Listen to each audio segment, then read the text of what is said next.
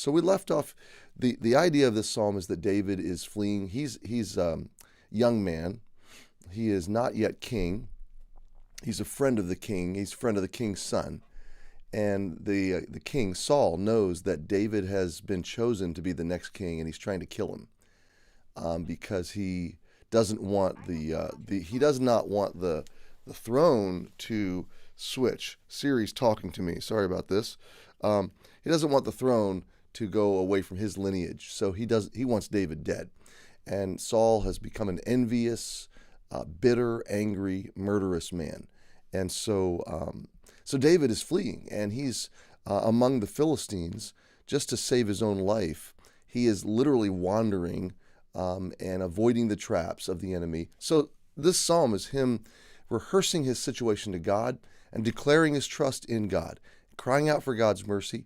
What time I am afraid, I will trust in thee. In God I will praise his word. In God I have put my trust. I will not fear what flesh can do unto me. We've talked about these great truths and these great realities. Now look at verse 8, because David begins to unfold more of God's understanding of his situation. He falls back into God's authority over the universe and over his circumstances, God's sovereignty. He says, "Thou tellest my wanderings. Put thou my tears into thy bottle. Are they not in thy book?"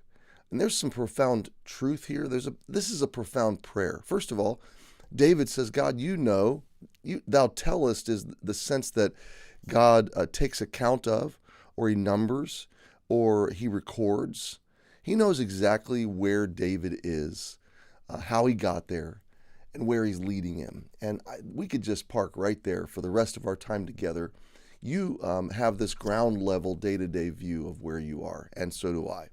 And it's a very real experience to just kind of be lost in the circumstances or the fog of our day or our season or our moment. But never is God lost. Never is God disoriented. He always knows right where we are, right how we got there, and right how to get us to where he wants us to be. He tells our wanderings. He records our wanderings. He's better than the directional chip on your phone or your watch.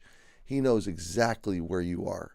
Thou tellest my wanderings. I love that. In fact, it reminds me of what we talked about a couple weeks ago, the disciples in the storm. They rowed for 8 hours, rowing that boat, trying to get to shore. They were only 3 miles from home, but they rowed for 8 hours. They traveled 4 miles into nothingness. They were no closer to home. Maybe they were further away.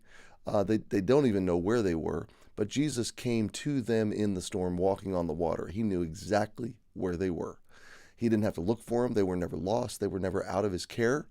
And then as soon as he got in the boat, of course, Peter walked on the water to him. We know that story.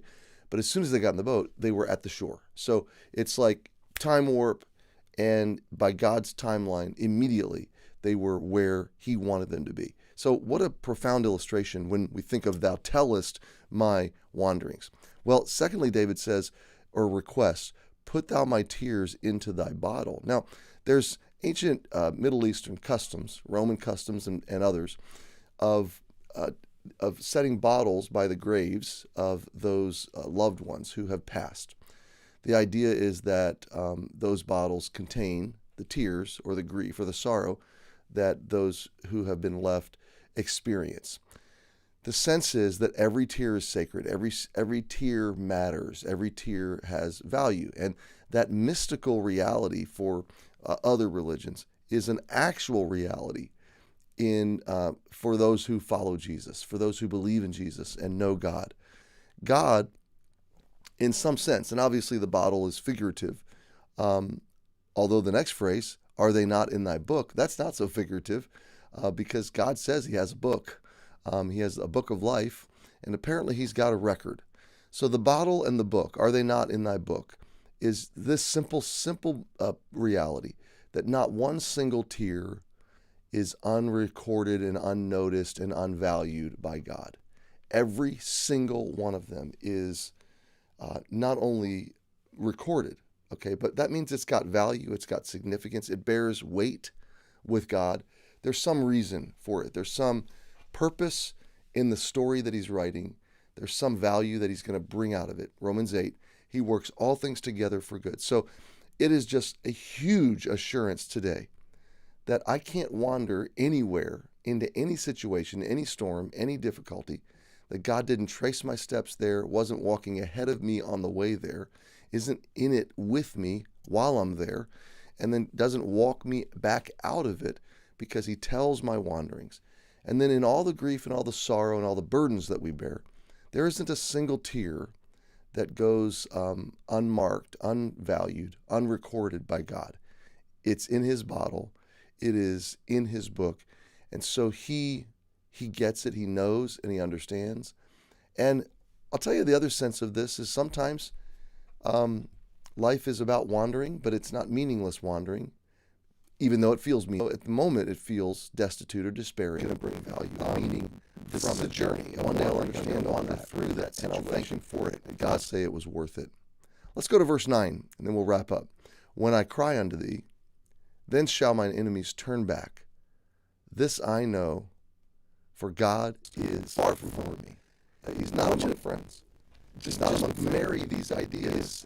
David is wandering, dislocated, and he doesn't really know where he is, how he got there, how he's going to get back.